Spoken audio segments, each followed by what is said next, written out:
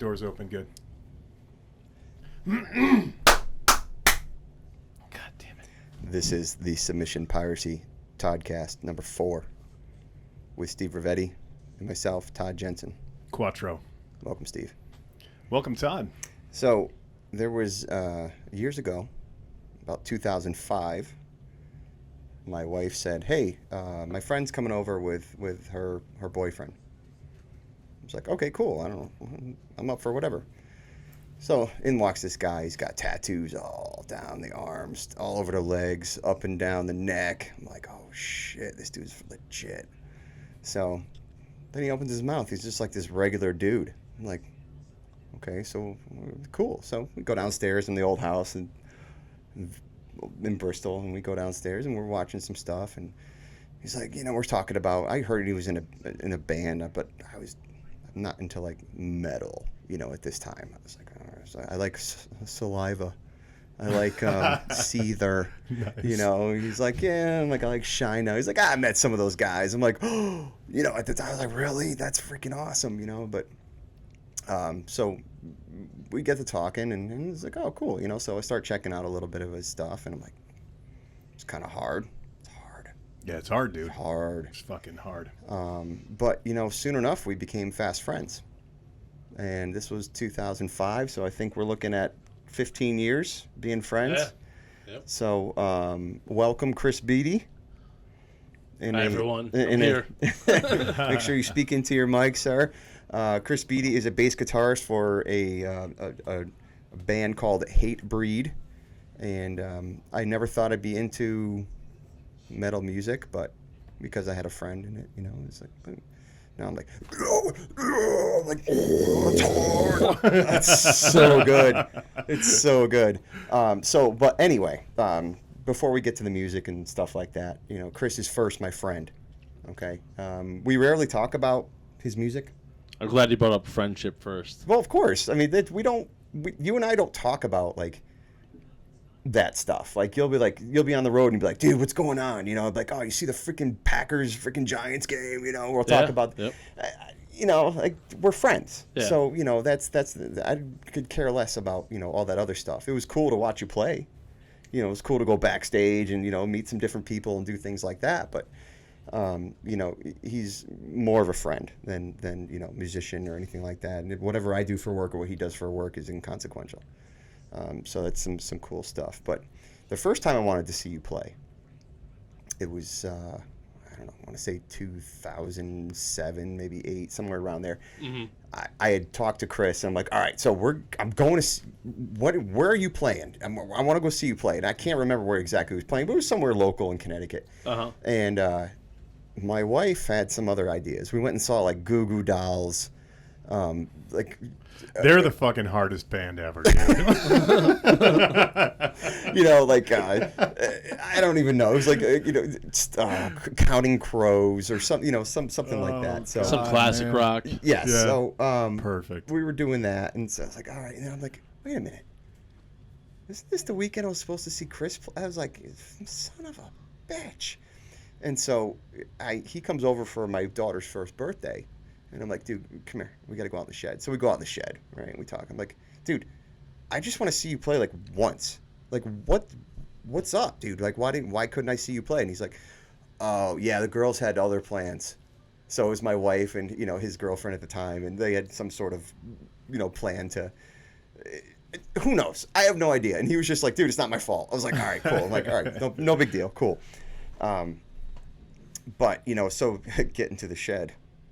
Oh, if you want to talk about the shed, this is going to be like 5 or 6 hours. So the shed, all right. So, and I don't think I've ever told you about the shed. No, I want to hear. Right. So, the shed. Do I want to fucking? So do I want to hear? Chris introduced me to a phrase a long time ago, and it was called ignorant. All right. So whatever it was, ig. So whatever it was. It's like, dude, some cool movie came out. It's like, yo, it's fucking ignorant. So it's like this cool connotation, So we would do, we'd say that stuff. And so getting back to the shed. So every Sunday was NFL Sunday. All right. And this is where we got together. Shed was 12 by 18. We had 3 TVs in the corner. This is tube televisions, by the way. Oh, It wasn't yeah, of flat course. screens or anything. Yeah. So we had that, and then so he'd pop over around 1. My buddy Kevin would come over, Mike, whoever was around that could make it. I mean, we had like 9 people in the shed one time. 12 by 18 shed. The shed used to rock. It was ridiculous. Like legit rock, like back and forth. Oh, rock? dude, it was like could have fell off. Yeah. I mean, Oh, so we had man. we had all these football games going because we had the NFL Sunday ticket. So all the games were going. His Giants game, my Packers game, whatever. Someone's watching the Steelers. We're all like screaming and yelling, throwing stuff. My wife hated me, hated him, hated all my friends because all we would do is I would go out there at like 12:45, get the heater started up. It's like November, December timeframe, and this dude would show up. He has his cooler.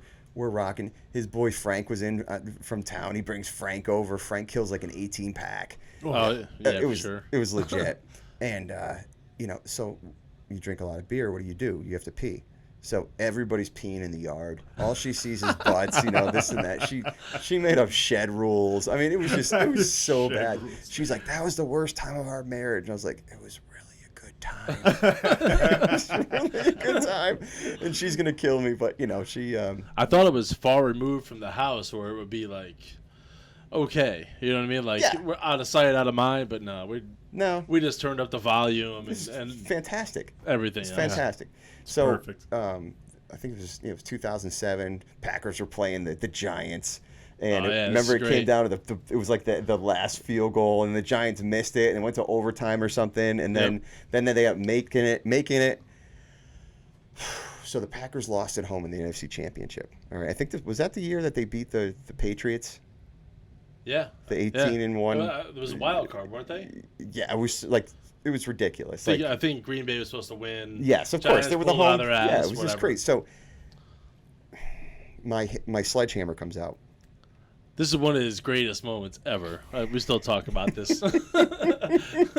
He's my friend. Love him to death. The chair goes over. The garbage goes over. Jonathan's there. He goes, dude, just let it out, man. So the sledgehammer comes out, and one of my TVs met its end. Oh. Yeah. It was pretty sick. It was, the sledgehammer through the TV set. It was a thrashing moment for sure. Not proud of it, but it happens. So that's pretty much how far back we go. So It's awesome.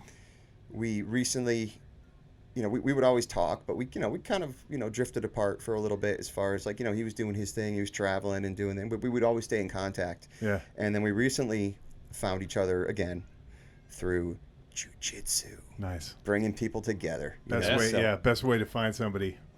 God, yeah. So he started training over at Gracie Farmington Valley. Yep. With Jay Bell, Jimmy Campbell, great guys. Mm-hmm. And I had some family members that also trained over there. This guy Martin that used to train under me, he trains there. He's a state cop. Cool. From time to time. I'm not sure if he's still there or not, but so I always heard great things about Jay. He loved it over there, and so we kind of reconnected that way. And he's like, come on over to the gym. So we come over, we start rolling around, and all of a sudden, before I know it, he's blue belt, and he's doing his thing. I'm just like, cool, Nice. This is great. And I can't tell you how many relationships that you and I know, and probably you do too, Chris. That how jiu-jitsu has just kind of like brought all of us.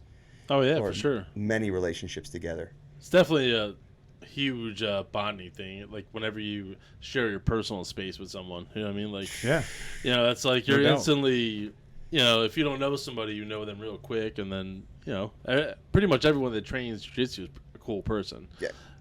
I really haven't met an asshole. And then usually, if you do, they don't last long. Yeah. They don't last long. Yeah, I feel like you can't last long. I think it's just it's not in the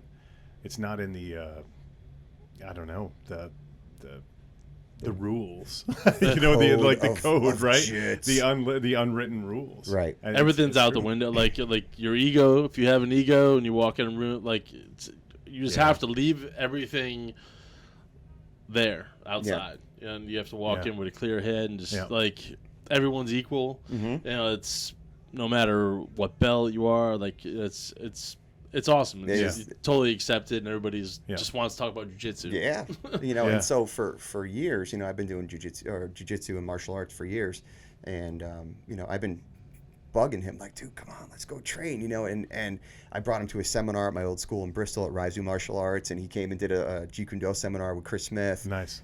My longtime instructor, and it was great. He had a good time, but the thing is, he wasn't ready yet.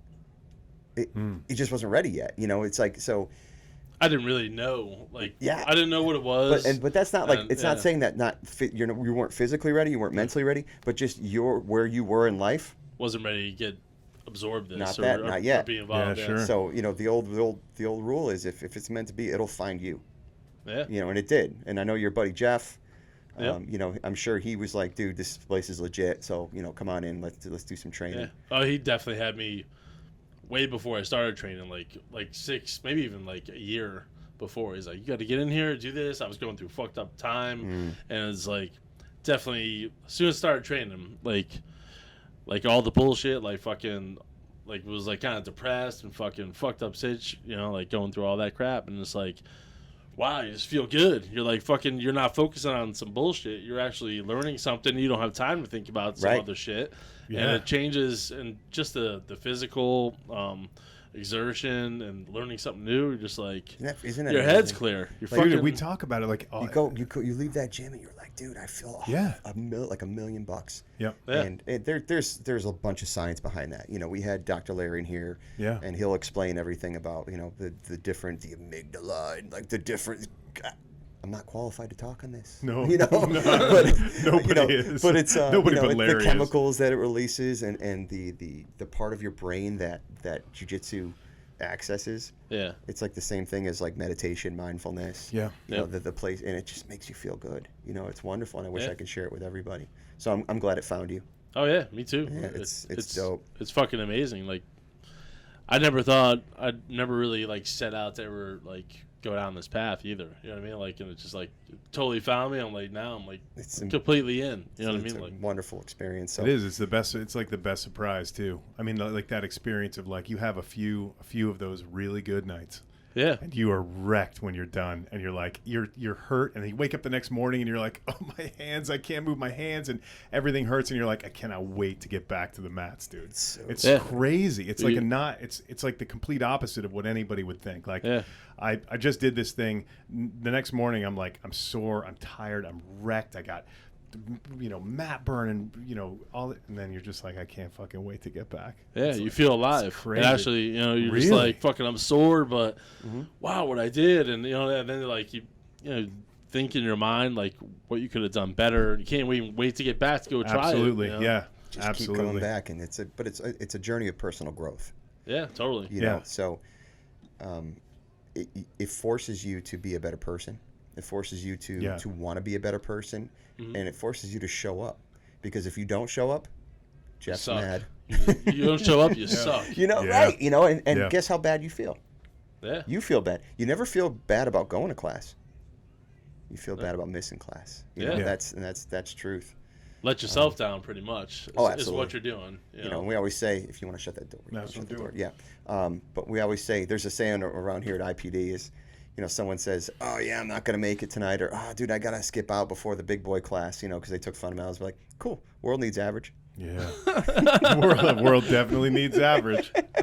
I said that once to my son, to Cullen. It's a one trigger night, sometimes. and he was like stabbed in the chest. I was like, hey, man, world needs average. He was like, goo, because he had heard it before. Just like, dude, world needs average. Sorry. But if you do just a little bit more than everybody else is doing. Yeah.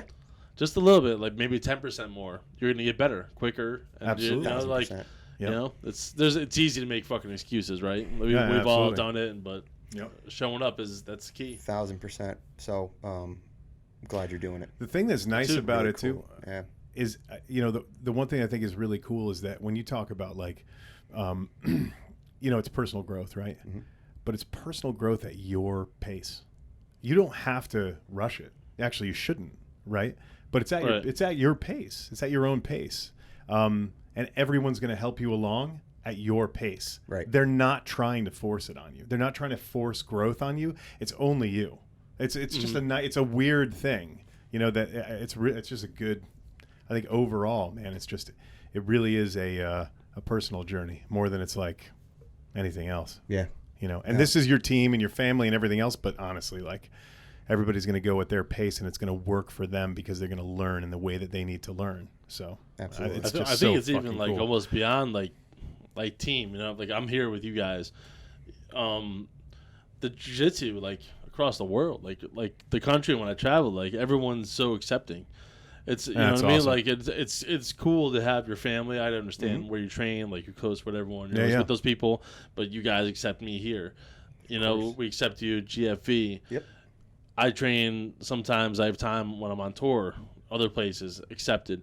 It's just that. Like, you know what I mean? It's just having jiu-jitsu, which brings you into this whole other world, which is accepting, and like it's cool to be a part of that. So it's been great, like for you. It's like it's been great for you to go to different places, and you're just welcomed with open arms, and people are like, absolutely, come and train. People share knowledge, and it's you know, so it's a legit brother and sisterhood. No doubt. You know, you share that struggle. You share that. Everybody knows, like, dude, what it takes to get a blue belt.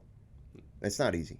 No, it's not easy. A lot of hurt. It's a lot of failure. Hurt. Yeah. Like, and you know, and so people understand that, especially in jiu-jitsu. So it's like the minute you walk through the door, like, dude, where do you train? Oh, I got a school out in Canton, and you know, or you know, I train at a school in Tolland, Connecticut, a little tiny place, but you know, we do.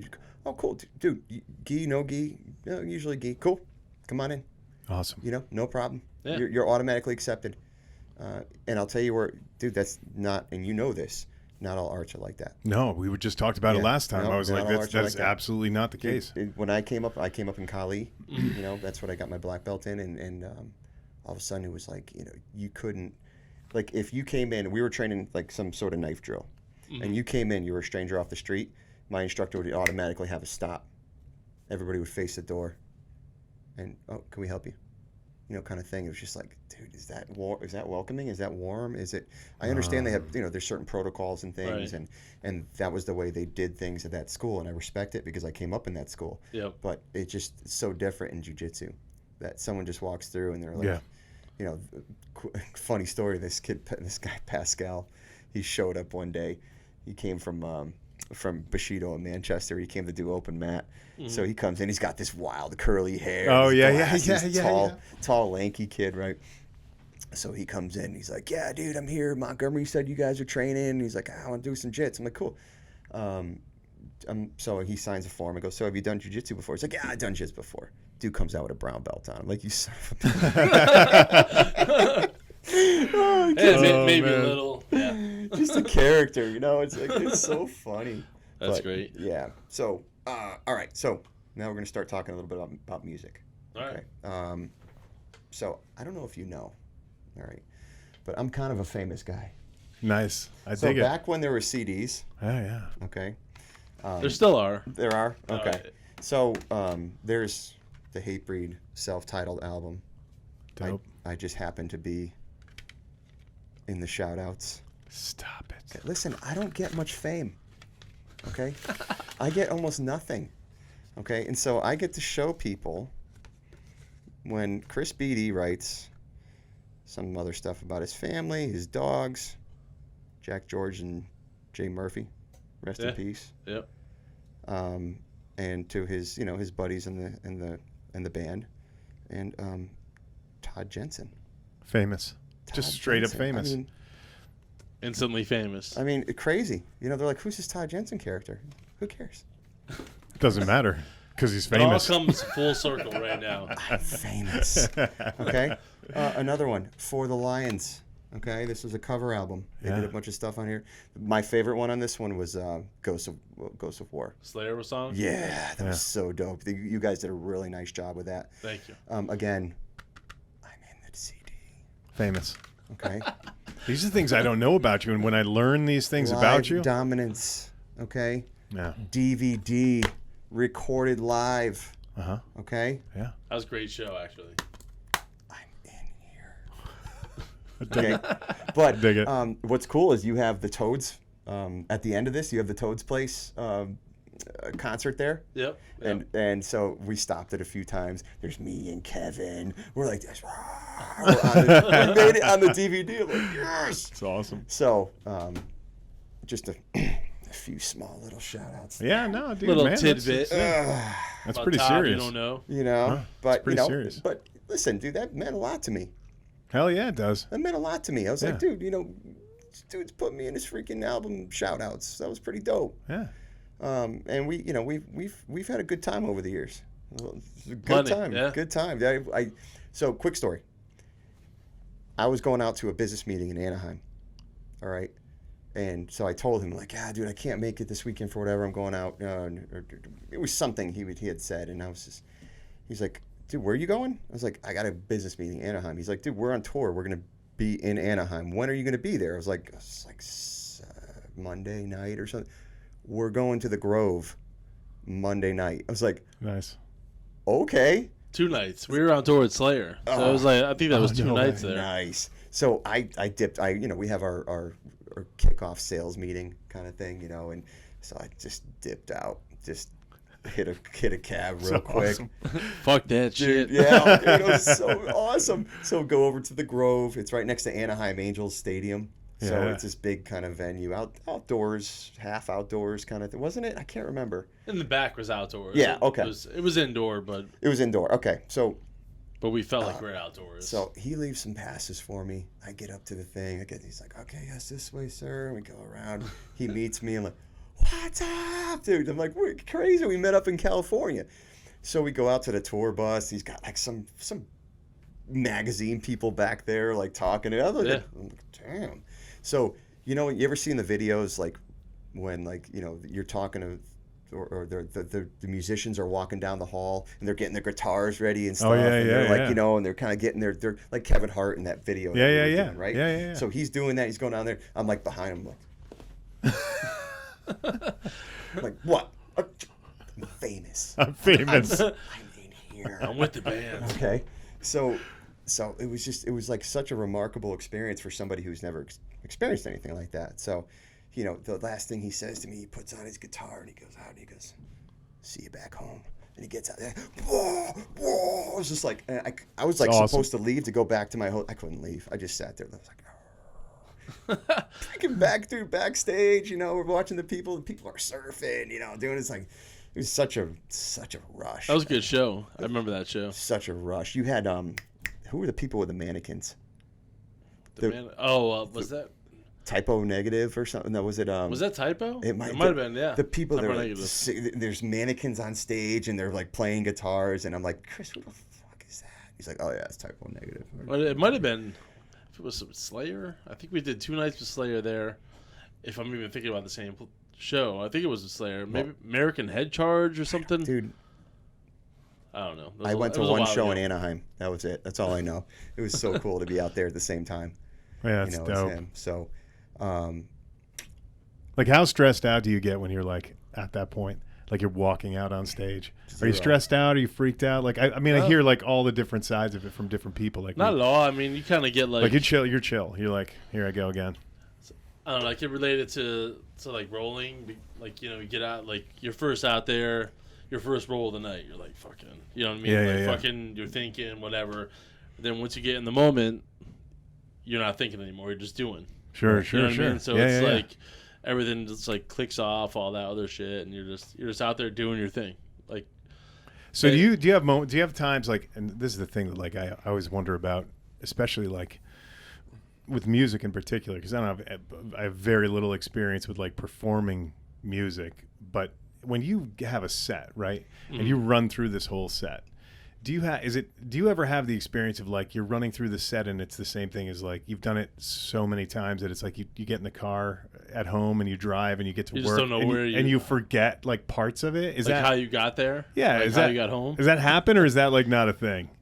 Well, I mean, for the most part, like we usually don't have a set list. We have songs that we will play. So we'll like put a whole list of 45, 50 songs that we know. And our singer Jamie will call out from that.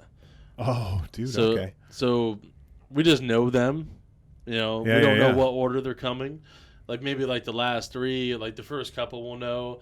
But so you're sharp. You're always like thinking. We all know the songs. That's intense, man. But it's like kind of that's pretty like, intense, dude. I guess it's the same thing as like I know like 65 chokes. Yeah, I mean, right? I guess it's like an audible, pretty much. Like when yeah. we're up there, it's like fuck, man. I can't. That stresses me out thinking about that. I know, but that's that's like anybody's job. Like for you, except you're a designer and creator. Yeah. I'm gonna sit with you for 30 seconds while you're going through Premiere Pro or Adobe Photoshop, and I'll just. Yeah. I gotta go. I can't. My head's gonna explode. So it freaks you out more than the guy that knows what he's doing. Sure. Oh yeah, totally. Like you'll wipe my ass out on the mats. Never. It's. You have. It's not true. But once you're in the moment, like everything just like takes over for you. So I've submitted him.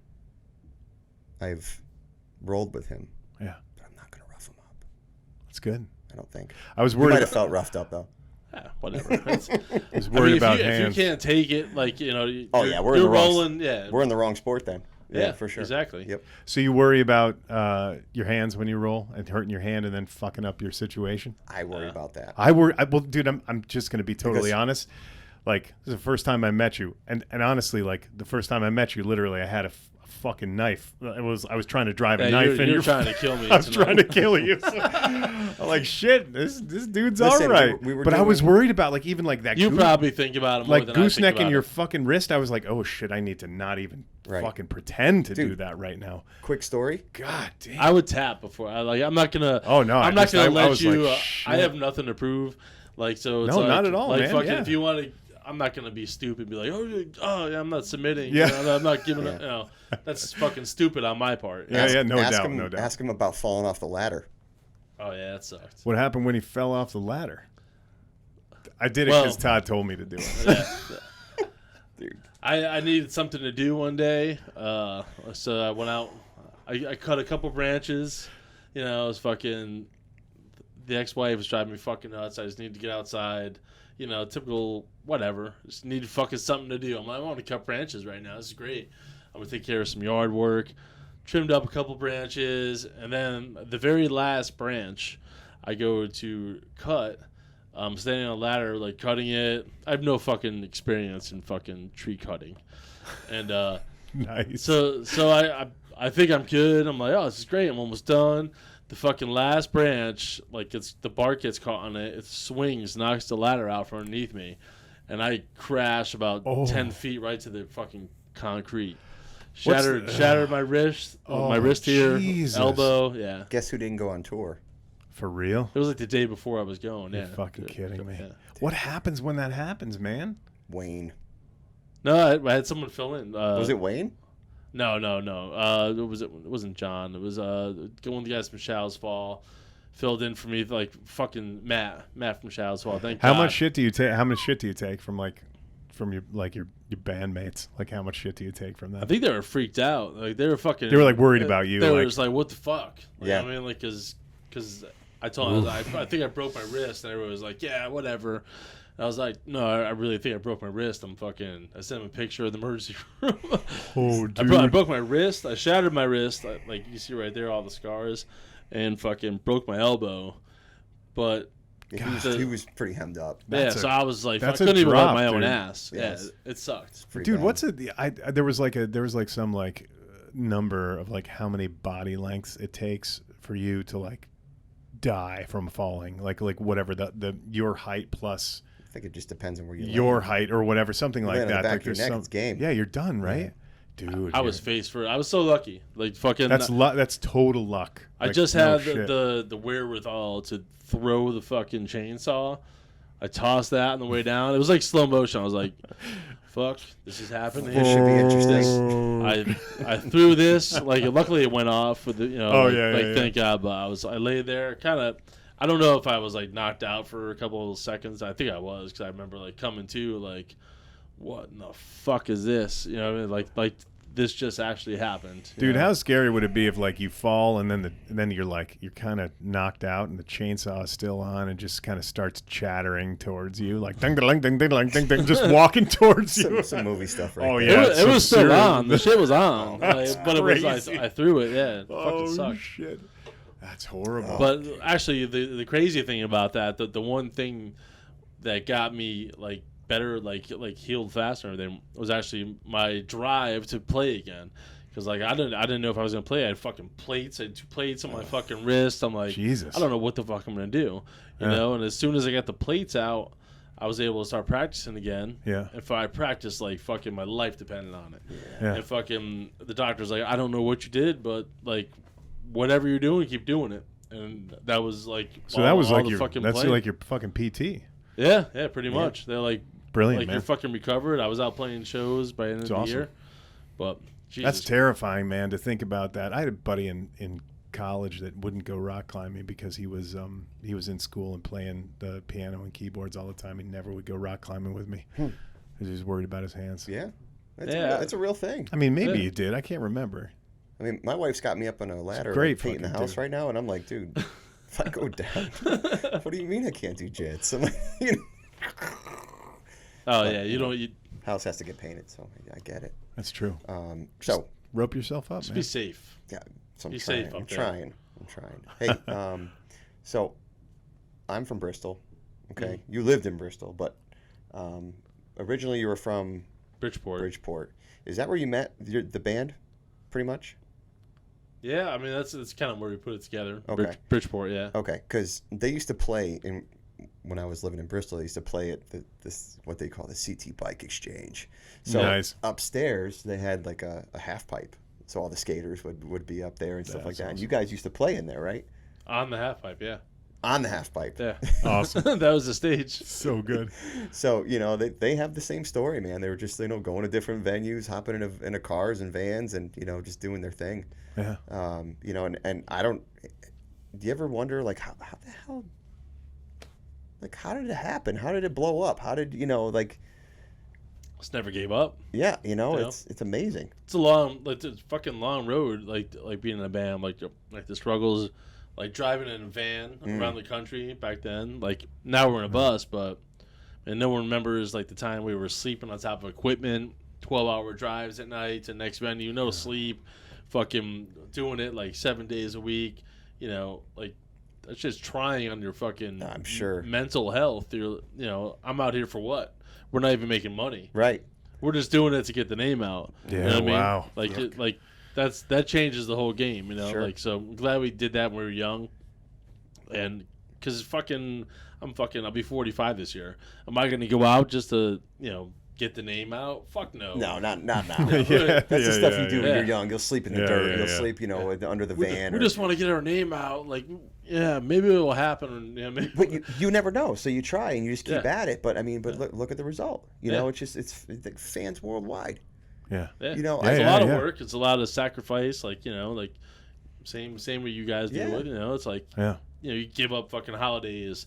What's a fucking holiday? It's just another day. Like, you get to spend time with your kids. That's the main thing out of it, and family. But yeah, it's fucking. You just got to keep at it, and fucking. You got to be so annoying that people are like, they're back again. Like they just know who you are. They just got to never give up. Because once you give up, it could be the next show that you're huge. You know what I mean? It could be that turning point in life. So, but it's cool to watch some of those videos that you guys do, like those huge festivals in Europe, that you play, and like, dude, I mean, I've never seen anything like it. Like seas of people. That's unbelievable. Like, just crazy. I can't imagine, look man. At the I energy. can't imagine. The energy that you guys must just feed off the energy. Yeah, totally. Yeah. We never expected any of that either. We were just like, we were happy, like, just being in a heavy band, and like, then shit kind of took off, and we just started getting all these great tours, and we're like, fuck, and then like, we're playing huge festivals. Or like, what the fuck is going on? This is awesome. You know what I mean? Like, it's intense. Let's go to this dude's house. He's got like I don't know, is it a platinum album from the Triple X movie? Yeah, was it gold album or something like that? Yep. So got a couple of gold albums. So the first Triple X movie. Yeah. When the dude's diving out of the plane. Like, dude, that's awesome. So dope. I mean, but that must have been like a huge turning point. Like you guys were like, dude, we fucking made it. We're in a goddamn feature film. Yeah, shit got weird. Fucking, we just rolled with it, and like, we had the right timing, and that's all it was. We didn't give up. We could have gave up. There was like definitely a lot of times we could have just been like, fuck it, let's go back, fucking work a regular job or whatever. Yeah. Right. But here's one thing. This was so I don't know if you follow baseball at all. But dude, there was like, there was one season that the saying was, "I live for this," or "We live for this." Oh yeah. And that was their whole thing. And they have a song, "Live for this." So it was like Could we get some cash here? Could you work us in real quick? Could we get? I mean, it would have been a perfect, They actually know that never happened. No, that was playoffs, right? That was yeah. I forget what it was year. like Derek Jeter. He's like, "Yeah, I live for this," and he would come out and different players would say, "I live for this," and it was just like, I remember Chris was just like, got gypped out of that one. So. Anyway, good, hey, man. so I talk about Jocko a lot, right? He's kind of like my idol for. Yeah. Guess who met Jocko?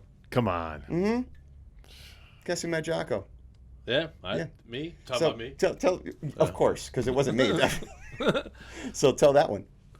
That was actually pretty cool. So we were touring with the Dropkick Murphys last year. I don't remember exactly the date. It was somewhere October-ish, and. Al Barr, one of the singers, he's like, yeah, my buddy's coming out, this and that. I haven't really talked to him in years. We're kind of reconnecting, this and that. I'm like, all right, yeah, he's older than me. Had no idea it was Jocko.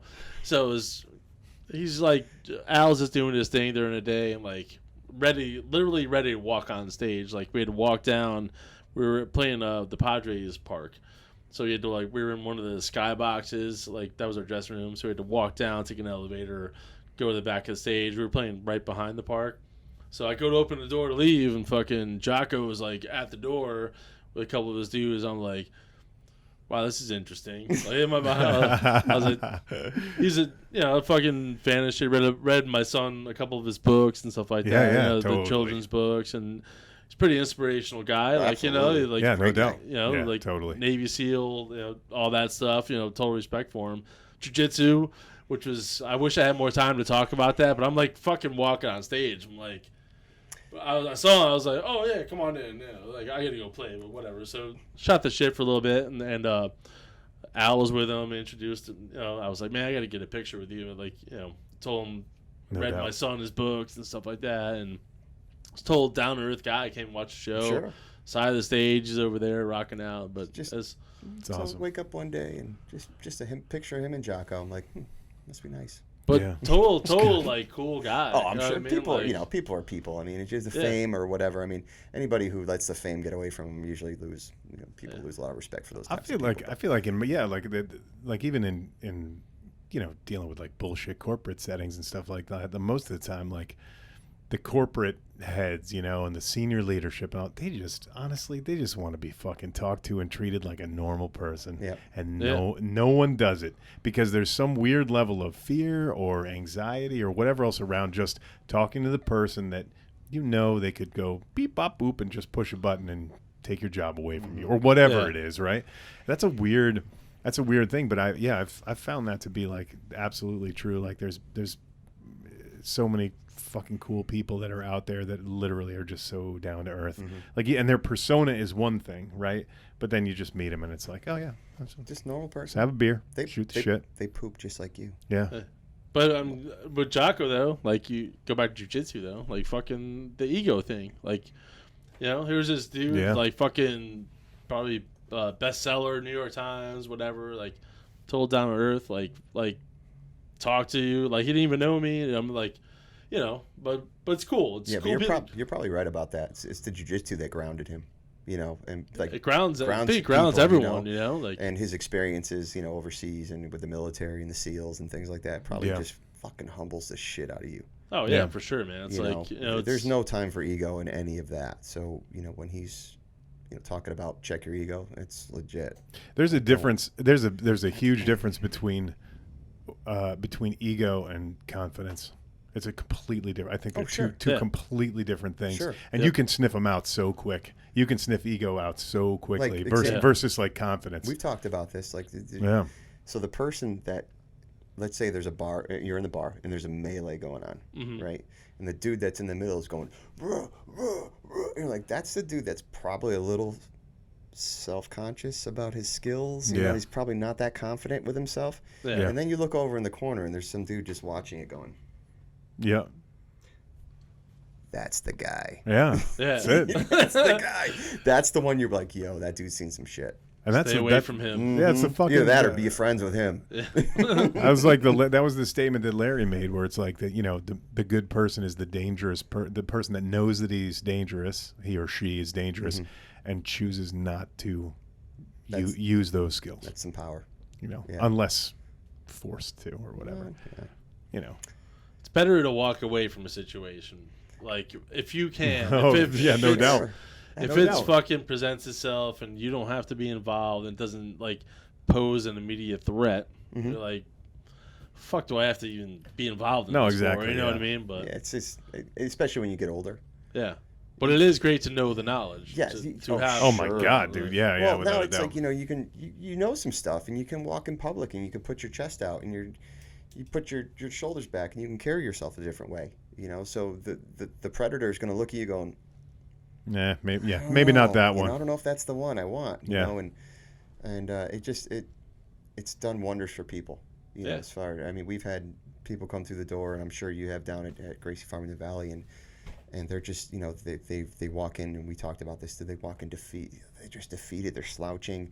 All of a sudden, 3 months goes by, and they're like a different person. Yeah. And jiu-jitsu does that for people. It's the small victories, I think, that you get in jiu-jitsu. Yep. You know what I mean? Like, just little attention to detail, like, oh, you move your leg this way, like, just fucking the smallest things are like such confidence builders. It's the coolest thing, man. I love it. Beautiful like that. Beautiful that like everything stacks. You know what I mean? Like everything just, and that confidence and those little things. I remember Pete showed me to turn my hips. That's it. That was it. Little tiny one thing. fucking thing. And I was like, that's all it takes. So that's why I've been fucking that up for the last like 4 that was, like, months. The biggest revelation. Pete was like, he's like, you just gotta shift your hips a little bit. I'm like, you gotta be kidding me. That was the answer. Great. Isn't that the greatest thing though? Like, no, it's the best thing in the world, and it's so humbling. Like that moment, you're humbled by the fact that like you're like, wow, it's this one little thing. It's this one tiny little detail, and that's the thing is like all of the details, dude. There's so much to this. There's so much to jiu-jitsu. Like, oh yeah, you're not going to learn this all. In oh my fucking God, dude. 1 year. It's crazy. I don't know what that is. Someone's alarm? I don't know. That's somebody's. Could be mine. No. Who knows? You. It's one of you guys. Well, could you look around here? Thanks. What? We're a very professional podcast. If you haven't already noticed. I know. Might be your sons. We'll be done in a minute. I know. Yeah. Was that him doing that? Oh yeah, we're so professional here. By the way, welcome to our podcast. I think we went over Cole's time limit. We did. All right. All right. So we're gonna start getting towards the end here, but so as far as the pandemic and what it's done to pretty much everybody, and it's just rocked everyone's freaking job and destroyed any kind of going for promotions or getting a new job or anything like that. It's destroyed. It's touched everybody. Of course, What's it done for you? I don't fucking know yet. I'm still trying to see the big picture after all. Is there going to be any kind of shows this year? Is there going to be? I don't think there's going to be shows like how we usually have shows. Right. I don't think there's going to be stage diving, moshing, all that stuff. Not the normal that I'm used to. Or, sure. I'm sure there'll be shows, but you got to go like stand apart and all that. And I mean, I get the safety of it. Like, you don't want the old people to get fucking sick or die. Of course, no one wants that. Yeah. But I don't know. This shit's a big question mark. Yeah. And the only thing I realize is fucking they pretty much expected everyone to rebound in 3 months. They're like, all right, so it's June. Yeah. You should be all good right now. I'm like, well, time out here. Like, like my shit's all fucked up. Everything that I had like booked for this year, tours and everything was supposed to start in April 1st. Sure. And so there was a couple of weeks before that, like new record, everything. Done. That's amazing. Just and no one knows, information. This is the thing that I continue to be frustrated with is that the information is everywhere all the time, but none of it has any fucking value. Like you still don't have an answer. Like no. it's just. But imagine like, so for me, I guess I'm a little fortunate. Like they told me I'm a gym, and they're like, okay, you can open at a certain date. Yeah. At least I have like something to grasp onto. Yeah, sure. Yeah. These guys, this is their living. They're performers. They are entertainers, and not being able to go out and do your job, that's profound. Like, and this is something you've never experienced before. Oh no. No. It's not like. See, I understand, like, most people could, like, go, our job starts back in fucking June. Right. We're back at work. Us, we have to plan. You just can't say, we're going to tour next month. You got to promote. There's a ton of stuff. It's like... Stage hands. You got to make sure that the guarantees, the money, like, everything's all together. Like, you have a crew.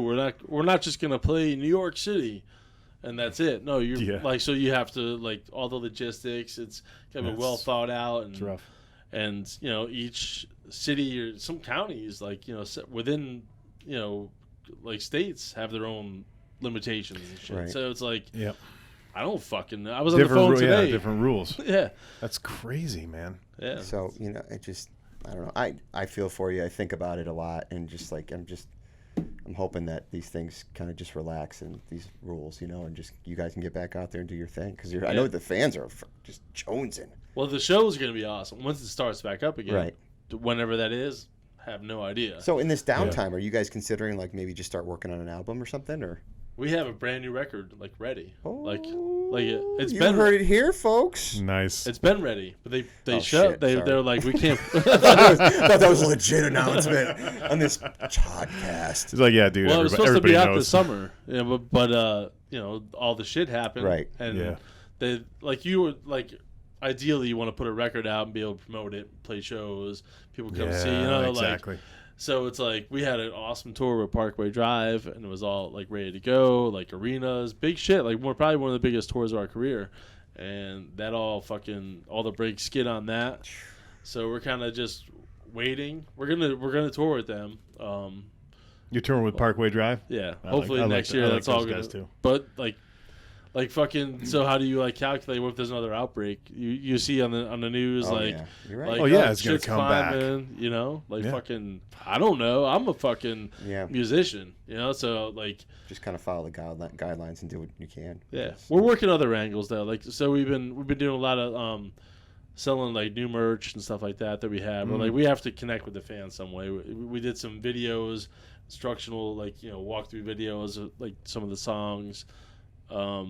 We have a new beer we're working on, so that'll be out soon with a Witchdoctor in Southington, Connecticut. Nice, cool. So been doing a lot of work on that. Okay. So it's a draft and can.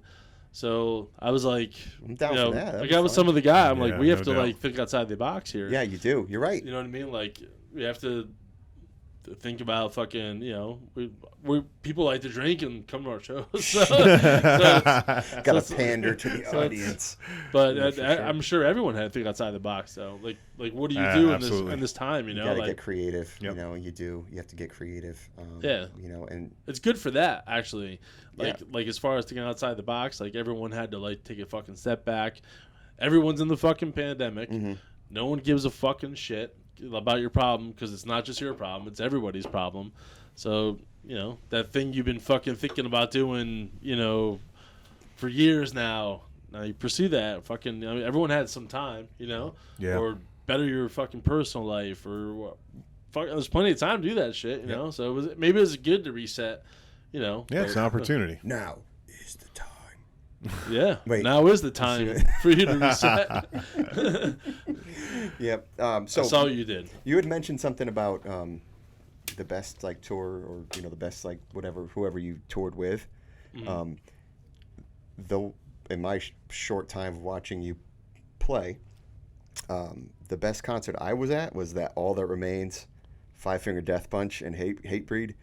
All right, yeah, that was a good one. That was pretty intense. That was pretty sick. It's dope. Yeah. Where was that at? That was in Oakdale. Okay. Yep. Yeah, I don't know what they call it now, Xfinity Theater or something like. I don't know. Yeah, I think it was Xfinity. Yeah, so that was at the Oakdale. So that was fun. That was a good night. I smashed the bass by accident. I was throwing my bass, which I did every night, to my tech who was standing behind me, and I didn't see the truss rod, which holds the backdrop. Oh. It's this big fucking metal thing, and they had lowered it, and I tossed it behind me, and we both looked at the same time, and we were like, oh, fuck. So it hit this thing, like he's standing behind it, ready to grab it. Boom, hits that, right to the ground. But it was, whatever. It's fucking rock and roll, right? Oh, hell yeah. Yeah. It ain't metal without two pedals. So, what was your favorite tour you've done? Oh, jeez. Most fun tour ever Yeah. was actually with Typo Negative. Nice. Those guys were hilarious. We had kiss parties like all the time. Nice. Every night. We had a whole room that was dedicated just to like the kiss party. After the show, everybody would set up their shit and fucking Paul Stanley cutouts. And Gene Simmons from Kiss. we had such a good time.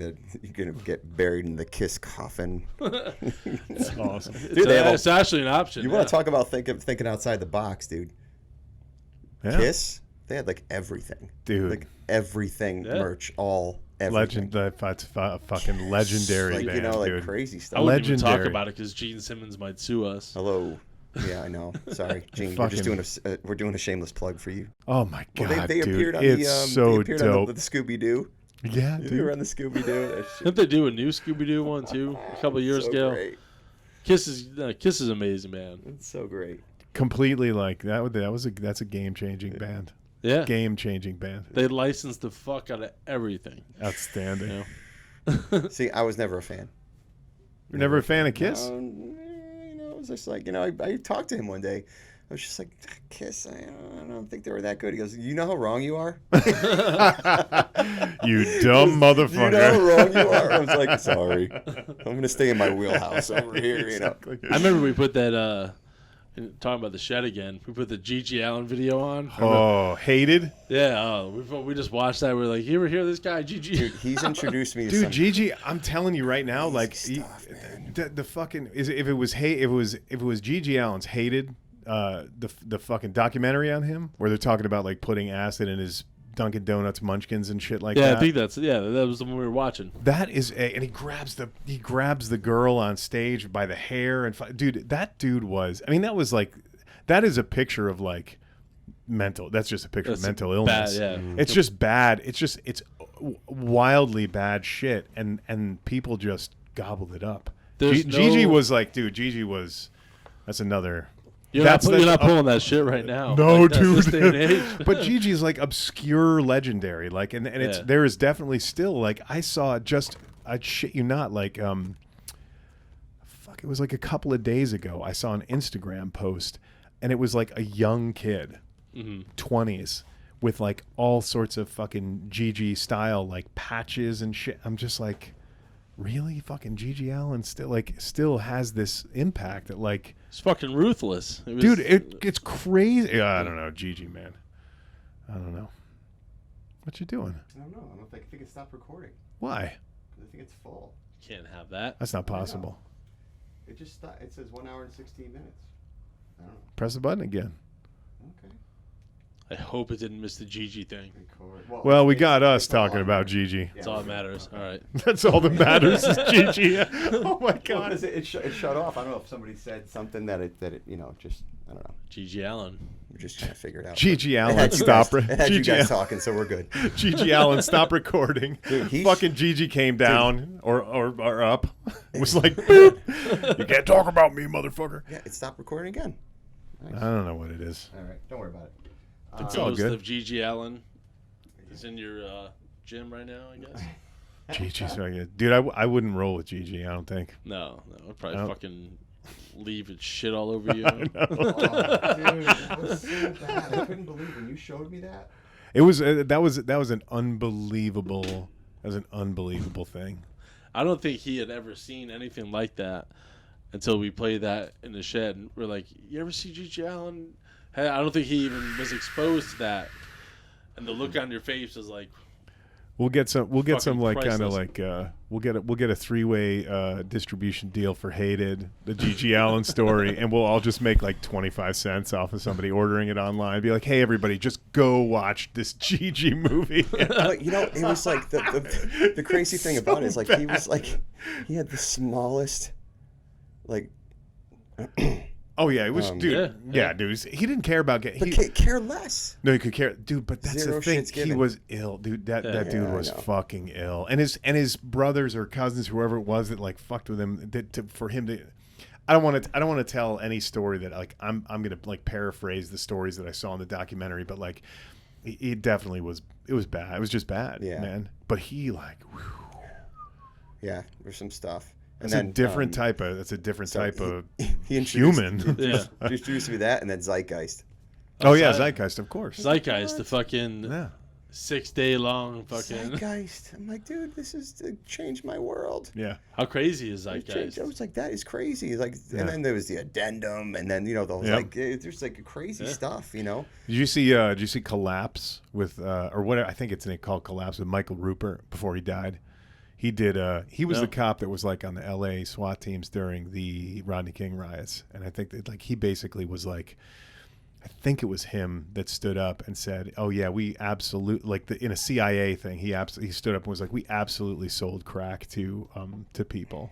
Oh yeah, like, that was like we totally infiltrated these places. It's totally confirmed though. Like legit. So he did a movie too, and Jenny and I watched it. And a lot of it was about like peak oil and all that, stuff that had to do with that. But it was crazy. But it's some of this stuff, man. I right or wrong or whether it's accurate or not accurate, it's really good to just like put a scratch in the matrix every once in a while for you to just think about it and be like, oh shit. There's a lot of shit going on that you wouldn't even believe could possibly be real. But no, absolutely. But it 100% is, and it's like fucking all day. It's saying SD card error. Oh yeah, don't touch that, man. I would put that underneath your car tire and back over it. Oh god. All right, so we've been talking for an hour and almost an hour. So 57 minutes, 7 seconds. It was quality though. It was good. We had good quality conversation. You guys went back in the day. You guys were like talking about some good shit, man. Yeah. But this is, it was his idea. He was like, "You should do a podcast," and I was like, "Really? Who am I?" It's just like, dude, you know a lot of stuff. You're into martial arts, different martial arts, not just jiu-jitsu, and you should be sharing that with people. And it's like, okay, and this was during the quarantine, and then all of a sudden I was just like, dude, I picked up the stuff. I'm actually excited he went and did it. I was like, fucking, all right. That's it's awesome, cool, man. Yeah, just pulled the trigger on it, and so now we got, our first celebrity. That's it right there. That's cool, yeah. And you're famous now, too. I mean, you've said that a number of times. He's been famous. Fucking famous with your hat. My Big E drunk purchase. Your Big E jiu-jitsu hat. That's so fucking dope. Dude, I guaranteed if the Big E is a thing this year, I'm absolutely getting the most fucking gaudy, insane jiu-jitsu hat you've ever seen in your life. Absolutely. Do they have a cowboy hat like that? Because that. Oh, I'm dude, sure they do all sorts of stuff like that. Yeah, that's got to happen. That'd be cool. So, all right, with that, thank you, Steve. Thank you, Todd. Thank you, Chris. Thank you for being here. Man. Todd. Thanks, Steve. We're gonna, just take your time with this one. That's all good, man. Yeah, I don't. Can I say though, a Toddcast, you fucking home run grand slam. It was my brother's idea. So great. Great genius. Yes. So I don't know. With that being said, we had some camera malfunctions here, but we'll figure that out. Yeah, we'll figure it out. Yeah. So Steve, thank you. Chris, thank you. Turn yourself around there. Okay. Yes. And we're good. Yeah, I'm sure you'll do some cool editing with this. That's good. Of course. This guy does some cool stuff with this podcast awesome. stuff. It's fun stuff. It blows my mind. So. Doesn't it make it so much easier that you don't have to do that? I wish but I want to know it. I want to know it. I'm like, I do, because it's so interesting. Just be the talent. Just be the talent. Oh, okay. I was like, Todd, you got to come and check this out, see how I do. And you're like, I got to paint the fucking house. I'm like, good. You know what? Don't ask me to help you paint a fucking house, dude. I'll just cut this video. I'll just do this. So cool, man. Well, thanks for having me. Appreciate it. Hell yeah, dude. Thank you. Thanks, dude. Rock on. Good shit. Jits life. Phantom Workshops. Yeah, of course. IPD Jiu-Jitsu, Gracie Farmington Valley. Yeah. You got anything you want to plug?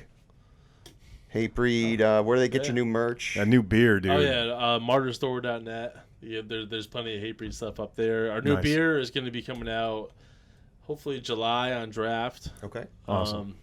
In Southington, Connecticut. Cool. Witchdoctor Brewery. Cool. Yeah, check out my Instagram. I'll have stuff up there. Got a bass. I don't know. That's all I got right now. That's nice. all I got. Very cool. We'll link it all up. That's dope. All right, guys. Yeah. Do your thing. Good night. Peace. Peace. Bye. Night.